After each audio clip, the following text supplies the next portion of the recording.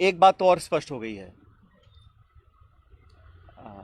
सामान्य मुख्यमंत्री जी का भाषण परसों धौलपुर में हुआ और उस भाषण को सुनने के बाद मुझे ऐसा लगता है कि सामान्य मुख्यमंत्री जी की नेता आदरणीय श्रीमती सोनिया गांधी जी नहीं हैं, बल्कि उनकी नेता वसुंधरा राजे सिंधिया जी हैं। उनकी नेता सोनिया गांधी जी नहीं हैं, बल्कि उनकी नेता वसुंधरा राजे सिंधिया जी हैं। और एक तरफ ये कहा जा रहा है कि हमारी सरकार को गिराने का काम भाजपा कर रही थी, दूसरी तरफ कहा जाता है कि सरकार को बचाने का काम वसुंधरा जी कर रही थी। तो ये जो विरोधाभास है, इसको समझाना चाहिए। आप कहना क्या चाह रहे हैं, ये स्पष्ट कर देना चाहिए।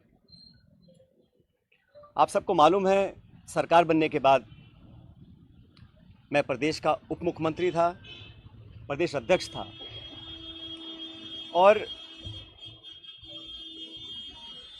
2020 में देशद्रोह, राष्ट्रद्रोह के मुकदमे में मेरे पर कार्रवाई करने की कोशिश की गई थी।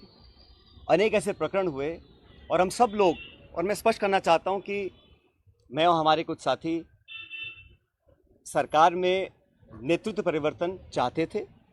अपनी बात को लेकर हम दिल्ली भी गए और अपनी बातों को रखा। उसके बाद अखिल भारतीय कांग्रेस कमेटी ने लगातार चर्चाएं हुई और आज वो दुनिया में नहीं है, स्वर्गीय अहमद पटेल साहब, लेकिन उनके माध्यम से सब नेताओं से मुलाकात हुई और एक कमेटी का गठन हुआ, एआईसीसी ने किया।